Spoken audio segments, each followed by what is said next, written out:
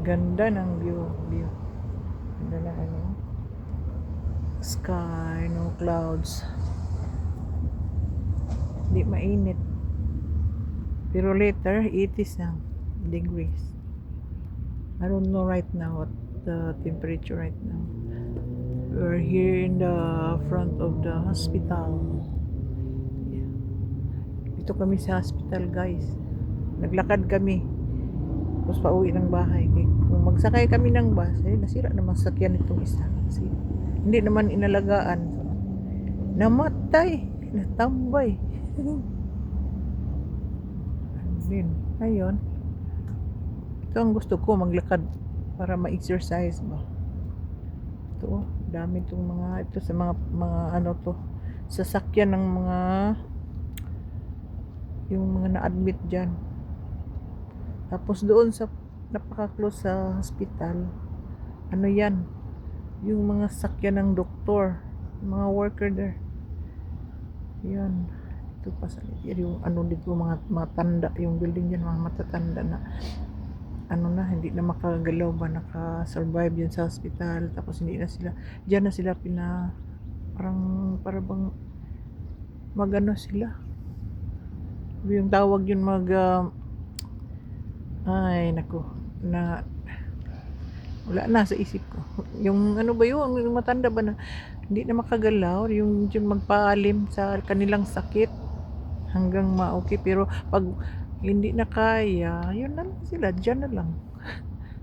Hindi na makaya na makatira sa apartment o sa kanilang bahay, dyan na lang sila. Tapos inalagaan sila ng nurse.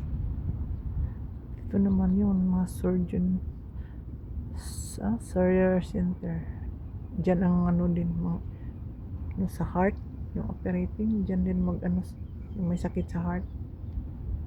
Pero doon sa likod, dyan sa likod, yun, yung isang building, yun sa yung room dyan ang doktor ko, yung doktor ko sa, ano ba yun, sa oncology. Dito, ang ganda ng ano guys, para akong nasa park. Ang sarap ng simoy ng hangin. Yan, doon, ano yun doon, school. Ito mga punong kahoy, pag summer, ang ganda-ganda. Pag winter time, ano sila?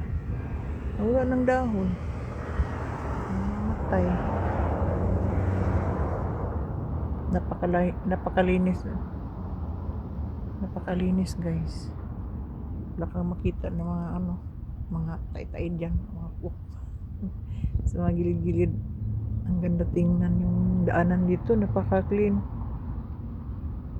Pero may area din dito, Ito guys na seeds, itong kahoy na to, makain pala ito. Yung maraming seeds, tingnan nyo guys. Sa Iran, nakita ko. Sa vlog nila, makain pala to.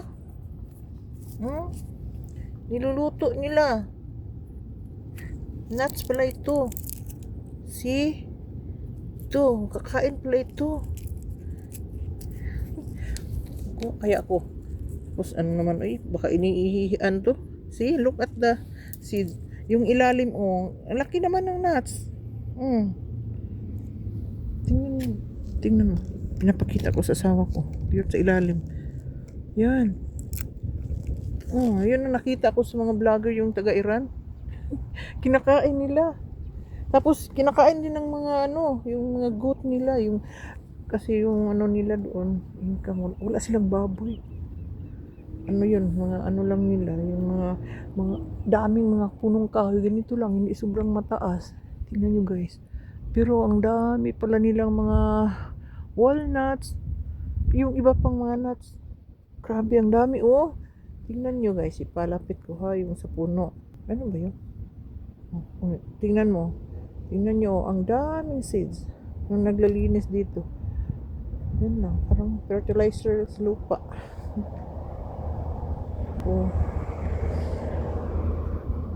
Sana yung mga, pero baka inihian yung mga dito, yung maglalakad, magpunta dito para ayaw ko. Gusto ko yung bago, pero wala naman nanmumulak siya. Next time, magmuha ako dito, yung ako ang magpitas. Kasi ang dami dito, oh. Dami naman to. Akala ko hindi to makain. Nakita ko palagi sa mga taga-Iranian. Ito ang niluto, ano, nag-ano sila, nilagay, hindi nila pina-fried. Nilagay lang sa kalayo. Tapos, para bang sinugba na mani. Tapos, yun, madami palang hindi ko alam na makain pala yung mga seeds. Yan. Yan, ano, yung puno na yan, wala yung bunga. Pero ito naman, see, ang dami yun. Yung, ano ba yung, iba yung mabinta yun sa store. Ano tawag yung bida? What call that the other, olive. Olive industry. Oh, makita yung dami diyang mga olive, oh. Pero mga hulog lang guys, hindi na-harvest. Yan, gaya sa ano, Iran, ganyan sila. Libre lang. Tapos yung mga dami nilang mga goat, yun ang kinakain. Tapos nung nag-snow, inano nila. Kinakaykay nila yung natabunan sa snow. Para ipakain sa goat. Pero hindi ko na gusto. Ang ganda dito sa, guys, pero parang ang ayaw ko dito, palagi ako makarinig ng mga ambulance. Kasi malapit lang sa hospital ang bahay namin. Naglalakad lang. Yeah, fire truck and most of that is ambulance. And din may months din dito na sobrang bahot ng tai ng yung poop ng kabayo at saka yung mga dami dong mga baka ba yung cow. Grabe ang dami doon, horse pa mo doon, kalabaw kasi yung milk. Ito guys, hindi problema sa milk dito. Ginalon ng milk dito pero ayaw ko uminom ng milk. Dahil nagustuhan ko powder eh. Gamit ko ng milk pero yung ano lang, yung powder tapos ihalo ko sa pagluluto ko. Yung mga magluto ko ng hotcake, for example, and then magluto ako ng binangkal, cake. Yan, ginagamit ko. Yung minsan nagamit din ako ng fish milk sa luto ko. Pero hindi ko bet yung fish milk. Na-remember ko yung bayaw ko na si Marites. Mahilig ng fish milk. Saka si Jipoy. Ay. Oh. Pero ako, ayaw ko. Sinabihan ako ng kaibigan ko na bigyan daw ako ng 1 gallon na milk kasi may supply sila. Sabi ko, ayaw ko. Ayaw. Tinitikman ko na creamy pero ayaw ko na. Ayaw ko milk. Mahilig ako pero kung gulay bigay sa akin ako. Yun ang favorite ko na pagkain. Lalo na ngayon medyo matanda-tanda na. Gulay ang gusto ko at saka isda. Parang nag-iwas na ako sa meat. Ayun sabi ng doktor, okay daw ako sa chicken pero laging kumakain ng chicken parang baho ng iti. Bang poop sa chicken, malangsahan ako. Kahit nilagyan ko pa ng maraming mga sangkap pero ayaw ko talaga. Mas bit ko pa yung palaging gulay na malunggay tsaka may dried fish or ginamos. Oh nako, ito yan, napaka-favorite ko yan. Tapos hindi ako matamlay pag ganyan ang kinakain ko. Tapos may banana. Dami, alam nyo guys, madami ditong mga crow. Yung uwak ba sa atin dito sa Pinas, uwak. Tapos malayo man dito sa dagat, mayroon seagull yung may mall naman doon. Oh, may mall naman doon banda. Ano? Hindi mall, yung malaki na parang mall, pero hindi siya mall, malaking tindahan. Grocery. Tapos sa front yung parking lot, daming mga seagull na bird. Yung bundok na guys, malayo pero nakapunta ako diyan malapit. Ano na punta, hindi pa ako sa napakataas, sa baba niyan. Pero nasa itaas na. Punta ako diyan, kasama ko sa kaibigan. Tapos marami palang magagandang bahay diyan, mga mayayaman. Dami ko nang napuntahan dito guys, kaso lang hindi ako nag-video. Pero ngayon kung saan ako magpunta, magbibideo talaga ako. Parang may ka-upload naman.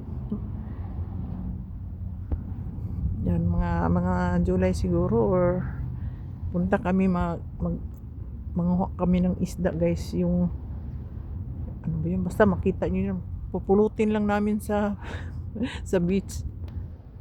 Puntahan namin, dadalahin ako sa mga friend ko. Salamat naman sa nag-invite sa akin palagi kasi nakapunta ako ng magagandang lugar. Ang sarap. Tapos nagustuhan ko yun siya magmaniho din. Kay ang ganda, ang galing niya magmaniho. Hindi naman palagi nag-overtake. Palaging sobrang ano ba, nasa natural lang siya nagda-drive. Eh, hindi naman sobrang, sumusunod naman siya sa limit ng pagda-drive. Yun, nagustuhan ko. Hindi siya rush. Kasi natural naman yung may mangyari minsan kahit ano, pero gusto ko yung mas komportable ako kung magsakay. Komportable ako sa kanila, yung mga kaibigan ko. Or may iba akong kaibigan na natatakot din ako kasi parang hindi marunong mag-drive. Gaya ng asawa ko.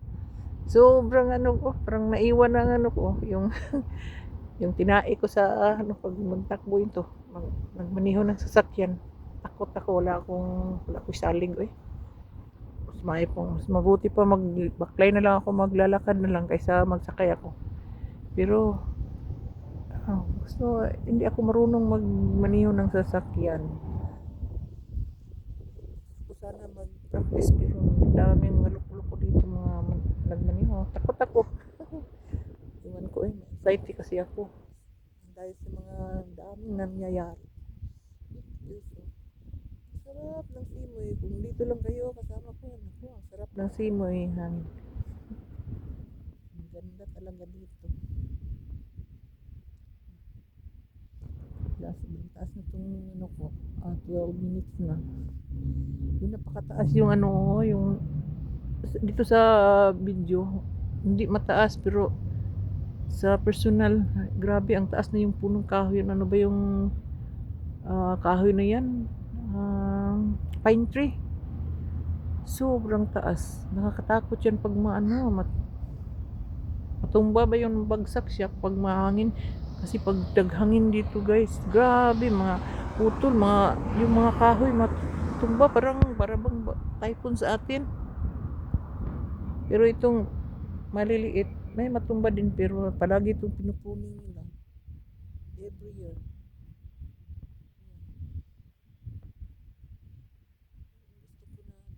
May lugar dito guys na grabe daming kahoy. Parang hindi dito sa California. Itong California kasi sobrang mainit dito. It's like once a year lang mag-umuulan. Hindi gaya sa atin almost every day. Ang lagi. Hindi man yung asawa kong balbahutog. Ay naku, ang ganda na lang. Gusto ko sana may ano ako duyan. Gusto ko magtambay. Sinabihan ko doon din mula sa hospital. May punong kahoy. Ang sarap doon magpupo pag maglakad. Magtambay mo na ba? Sabi niya sa bahay lang doon. Naku, ang tipid. Palagi lang nandoon sa bahay. Nagpalaki ng tiyan. Mas gusto ko mag-adi sa bahay para maka-fresh. Makahinga naman ng fresh. Yung mga ilaw dito guys, solar ng mga gamit dito guys. Yung tinitirahan namin, nakatira naman kami sa apartment, wala naman itong bahay itong asawa ko. Nakatira lang kami sa apartment. Yun, ngayon nilagyan na ng daming solar sa atin. Kasi para daw makatipid sa kuryente. Bumaba na yung babayaran namin sa kuryente. Next month. Kasi nakunik nga. Wala na sigurong burnout kasi sobrang mainit dito. Nakakatulong kasi yung solar kasi yun, galing yun sa araw. Maaraw naman palagi dito. Paminsan-minsan lang yung mag-clouds. So ngayon buti na lang nakaraang mga araw sobrang mainit. Parang summer na pero buti na lang ngayon, ikatatlong araw na ngayon, sobrang lamig ka morning sa kagabi. Nagustuhan ko Iwan ko, natanggap ko na yung malamig kaysa mainit. Yung pagpunta ko noon sa Pinas noong last year. Grabe, sobrang init doon. Palagi akong pinapawisan. Nagkasakit ako guys. Pero hindi ako nagpunta sa doktor kasi legit. Nung nagka-okay na ako, isang buwan, ito namang asawa ko nagkasakit. Eh, doon gusto tumira sa Tambalanan. Almost 1 month kami doon. Pag uwi pa namin, tagal din tambay sa hospital. Tapos pag uwi pa namin, yung mama ko, ilang araw na namatay din. Tapos masakit. Tapos after yun, umalis na kami. Alis namin pagpunta namin dito na kaya na sa doktor na pwede na mag-flight. Kahit yung mama ko panalibing, wala akong magawa. Wala akong magawa. Kailangan kasi iuwi to. Yung pagdating ko namin, mga dalawang 2 weeks, nawala din yung pamangkin ko, nakapakros kong pamangkin. Masakit talaga. Yun ang dahilan na wala akong gana mag-vlog. Na. Pero ngayon na lang sobrang mga more than 1 month nag-upload na ako. Kasi gusto ko na rin ibalik. Sobrang lungkot ko kasi natural lang yun kasi napaka-mahal ko sila. Tapos parang ako naman ang pinakamamasgar sa amin. Dami akong mga kapatid pero para akong hindi mabuhay parang wala akong mama. Yun. Matanda naman ako pero mamasgar pa rin. Ang hirap tanggapin. Pero yan talaga ang buhay. May pag-asa naman mabuhay ulit. Maghintay lang ako kasi malapit na ang new system. Okay guys, napakataas na itong ko dito, pagbagulbol ko dito. Mataas. Maglakad na kami. Subscribe, like, and share. Okay. Ang asawa ko sabi pa, subscribe daw guys and share.